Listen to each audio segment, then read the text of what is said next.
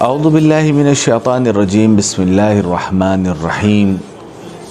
اعظم اللہ اجورنا و اجورکم بمصاب مولانا الحسین علیہ السلام انا للہ و انا الیہ راجعون۔ اعزائے ناظرین، آج میں آپ کے سامنے داستان کربلا میں اس دن کا ذکر کرنے جا رہا ہوں جو تاریخ انسانیت پہ ایک بدنما داغ ہے، جس نے انسانیت کو جھنجھوڑ کے رکھ دیا۔ یہ وہ دن ہے کہ جس دن نہ بوڑھوں پہ رحم کیا گیا، نہ جوانوں پہ رحم کیا گیا، نہ بچوں کو چھوڑا گیا، یہاں تک کہ گود کے پالوں کو بھی میدان جنگ میں نہر کر دیا گیا۔ جی ہاں، میں روز عاشور کا ذکر کر رہا ہوں۔ روز عاشور میدان کربلا کا وہ منظر کہ جس کا تصور ہمارے اور آپ کے سامنے جیسے ہی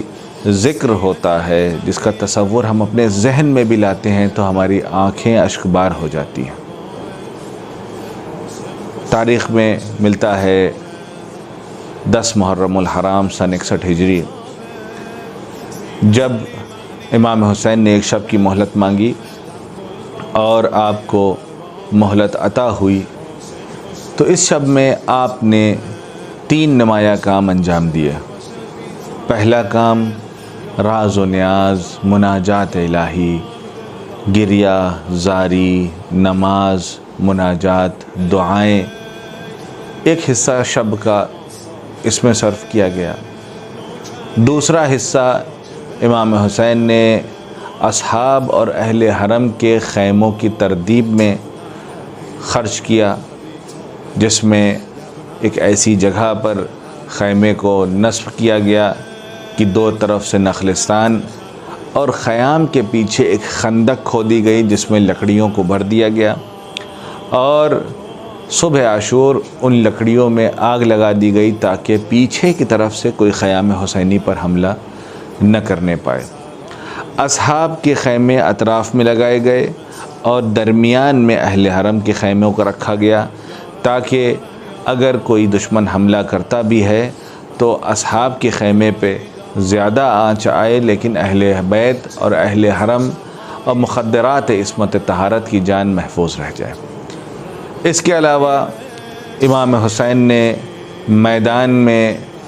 اپنے صحابیوں کو جگہ جگہ پر مقرر کیا۔ میمنہ، میسرہ اور قلب لشکر کے لیے افراد معین کیے، جس میں زہیر بن قین شامل ہیں، تو جس میں حبیب ابن مظاہر اور مولا کے علمدار جناب ابو الفضل عباس قلب لشکر پر موجود ہیں۔ ان ترتیبات کے بعد فجر کی نماز ادا کی گئی۔ فجر کی نماز کے بعد جو قاعدہ رہا ہے اسلامی حکومتوں کا اور انسانیت کا اس زمانے میں کہ جنگ کا آغاز طلوع آفتاب کے ساتھ ہوتا ہے، اور جیسے ہی طلوع آفتاب ہوا، سورج کی پہلی کرن کا نکلنا تھا کہ عمر سعد نے چلے کمان میں تیر کو جوڑا، اور جوڑنے کے بعد اپنی فوج کو گواہ بنایا کہ گواہ رہنا خیام حسینی کی طرف سب سے پہلا تیر میں نے رہا کیا ہے۔ عمر سعد کا پہلا تیر چلانا تھا کہ 4000 افراد ایک بار سب کے سب مل کر کے انہوں نے تیر اندازی شروع کی، اور 4000 تیر پہلے حملے میں، جسے حملے اولا کے نام سے یاد کیا جاتا ہے تاریخ کربلا میں، پہلے حملے میں بعض روایات کی بنیاد پر 40 اصحاب اور بعض کی بنیاد پر 50 اصحاب شہید ہو گئے۔ جی عزیزوں، ابھی صبح نمودار ہوئی ہے، ابھی صبح کا پہلا مرحلہ ہے جس میں امام حسین کے 40 ساتھی کام آ گئے۔ اب باقی بچے ہوئے افراد کے ساتھ امام حسین نے دوبارہ سے لشکر کی ترتیب دی، اور جو ایک انداز ہوا کرتا تھا جنگ کا، میدان جنگ کا، کہ ایک آدمی ایک دشمن کے مقابلے میں جاتا تھا، اس انداز سے امام حسین نے اپنے اصحاب کو بھیجنا شروع کیا۔ حالانکہ میں آپ کے سامنے یہ عرض کر دینا چاہتا ہوں کہ امام حسین نے صبح عاشور سب سے پہلے اپنے فرزند ارجمند جناب علی اکبر کو یہ ارشاد فرمایا کہ تقدم ولدی، اے بیٹا آگے بڑھو اور میدان جنگ میں قتال کرو۔ لیکن اصحاب کا اصرار، اور اصحاب نے امام حسین سے گزارش کیا کہ مولا جب تک ہم باقی ہیں، ہمارے رگوں میں خون ہے، ہمارے سانسوں میں سانس ہے، تب تک ہم یہ برداشت قطعاً نہ کریں گے کہ اہل بیت عصمت و طہارت ہمارے آنکھوں کے سامنے قتل کر دیے جائیں، شہید کر دیے جائیں اور ہم زندہ رہ جائیں۔ اور اس کی وجہ سے امام حسین کے سے اصرار کرنے کی بنیاد پر جناب علی اکبر کو میدان میں جانے سے روک دیا گیا۔ اصحاب میں سب سے پہلے جناب وہب کلبی نے اپنی شہادت کو پیش کیا، اور آپ کی شہادت کے وقت تنہا اور دو شہیداؤں میں سے جو میدان کربلا میں شہید ہوئیں، جو خواتین شہید ہوئیں، ان میں سے ایک آپ کی اہلیہ تھیں جناب ہانیہ، جن کا جب جناب وہب شہید ہو گئے تو آپ کے جنازے کے پاس پہنچی اور میدان جنگ میں جا کر کے گریہ کر رہی تھیں کہ تبھی ایک ملعون نے پیچھے سے آپ کے اوپر وار کیا اور آپ بھی اس دنیا سے رخصت ہو گئیں۔ اس کے بعد اصحاب کا سلسلہ جاری رہا۔ ظہر عاشور کے وقت جب نماز کا وقت ہوا تو امام حسین نے اپنے بچے کچے صحابیوں اور بنی ہاشم کے جوانوں کے ساتھ اپنی نماز کو مکمل کیا۔ اس وقت دو افراد جناب بریر اور جناب سعید امام حسین کے آگے کھڑے ہوئے اور انہوں نے ہر آتے ہوئے تیر کو اپنے جسم پر روکا، اور امام نے ان کی قربانیوں کے چلتے اپنی نماز ظہر کو انجام دیا۔ اس کے بعد اہل بیت کے جوانوں کا سلسلہ شروع ہوا، اصحاب کے بعد جناب علی اکبر کے ذریعے، اس کے بعد جناب آل محمد اور جناب قاسم اور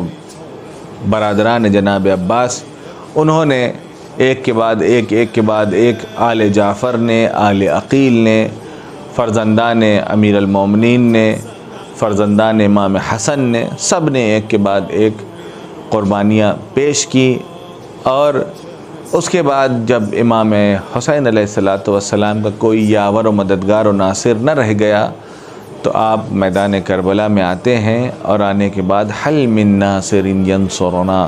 کا نعرہ بلند کرتے ہیں، اور ان کے اس نعرے پر لبیک کہتے ہوئے جناب علی اصغر اپنے آپ کو جھولے سے گرا دیتے ہیں۔ امام حسین اس ننھے مجاہد کو میدان کربلا میں لے کے جاتے ہیں، جہاں اس ننھے مجاہد کو شرف شہادت حاصل ہوتا ہے۔ گویا یہ وہ وقت ہے کہ جسے عصر عاشور کہا جاتا ہے، یہ وہ وقت ہے کہ جب امام حسین کو شہید کیا گیا، ان کے سر و تن میں جدائی کی گئی، شمر ملعون نے آپ کو شہید کیا۔ اس کے بعد آپ کے سر مبارک کو خولی نے جسم سے جدا کرا اور اپنے ساتھ حمل کیا۔ عمر سعد نے خولی کو حکم دیا کہ وہ سر امام حسین کو لے کر کے فوراً عصر عاشور کو ہی میدان کربلا سے کوفے کی جانب روانہ ہو جائے۔ یہ وہ دن ہے کہ کامل زیارات میں اس دن کے بارے میں ملتا ہے کہ جس دن آسمان سے فرشتے آئے امام کی نصرت کے لیے، لیکن چونکہ امام نے انہیں اجازت نہیں دی تو یہ 4000 ملک، یہ 4000 فرشتے منتقم خون امام حسین کا انتظار کرتے ہوئے آج بھی امام حسین کے حرم کا طواف کرتے ہیں۔ یہ وہ دن ہے کہ بعض روایتوں میں اس کے مطابق ملتا ہے کہ آسمان سے خون برسا۔ یہ وہ دن ہے کہ ہمارے لیے ضروری ہے کہ ہم اس دن کی یاد میں عصر تک اپنے لیے امساک کریں، کھانے پینے کو خاص طور پر جو لذیذ چیزیں ہیں اس سے پرہیز کریں اور فاقہ کریں۔ عصر عاشور ہو جانے کے بعد ہم فاقہ شکنی کریں۔ یہ کچھ مستحبات ہیں، اعمال عاشورہ ہیں، انشاءاللہ کتابوں میں اس کی طرف آپ لوگ یقیناً مراجعہ کرتے ہوں گے۔ اس کے بعد امام حسین کی شہادت واقع ہو گئی۔ عصر عاشور سے لے کے شام غریباں کا واقعہ کچھ یوں رہا کہ عصر عاشور کے بعد خیموں کو آگ لگا دی گئی، مخدرات عصمت طہارت ایک خیمے سے دوسرے خیمے، دوسرے خیمے سے تیسرے خیمے، اور آخر میں امام سجاد جو کہ بیماری کے عالم میں تھے، آپ کی جان بچاتے ہوئے آپ کو خیمے سے باہر لایا گیا۔ یہ وہ دن ہے کہ جس دن اہل بیت عصمت و طہارت کو اسیر بنایا گیا۔ یہ وہ دن ہے کہ جس دن امام سجاد وقت کے امام کے ہاتھوں میں ہتھکڑیاں پہنائی گئی۔ یہ وہ دن ہے کہ وقت کے امام کے گلے میں طوق پہنایا گیا، پیروں میں بیڑیاں پہنائی گئیں، اور آپ کے اوپر ظلم و ستم کی بنیاد رکھی گئی، اور آپ کے اوپر ظلم و ستم کو روا کیا گیا۔ جیسے جیسے دن ڈھلتا جا رہا ہے، تاریخ میں بہت سارے مختلف واقعات اس سلسلے میں ملتے ہیں، لیکن کوئی بھی محکم روایت اس سلسلے میں کہ خیام امام حسینی میں یا مخدرات عصمت و طہارت کو پانی کب ملا، اس کے بارے میں کوئی وضاحت سے روایت نہیں ملتی ہے۔ بعض روایتوں میں آپ نے یقینی طور پہ سنا ہوگا کہ زوجہ حر پانی لے کر کے آئیں، بعض میں ملتا ہے کہ خود عمر سعد نے اسرا کو پانی پلوایا، لیکن کب یہ واقعاً کب ان کی پیاس بجھی، اس کے بارے میں کوئی قطعی حدیث یا قطعی روایت نہیں ملتی ہے۔ شام غریبہ یعنی شب 11، جب شام غریبہ میں خولی کوفے پہنچا تو اس نے اس شب سر امام حسین کو اپنے گھر میں رکھا۔ بعض روایتوں کی بنیاد پر اس نے تنور میں ڈال دیا، بعض روایتوں کی بنیاد پر جس ظرف میں آٹا گوندا جاتا ہے اس کے نیچے رکھ دیا، اور اوپر سے اس ظرف کے ذریعے سے سر امام حسین کو ڈھک دیا۔ لیکن اس کے تنور سے گویا یا اس ظرف کے نیچے سے ایسا نور آسمان تک ساطع ہو رہا تھا کہ جسے دیکھ کر کے اس کی زوجہ گھبرا گئی اور خولی سے پوچھا کہ تو نے کیا چھپایا ہے؟ خولی نے اقرار نہیں کیا، لیکن اصرار کے بعد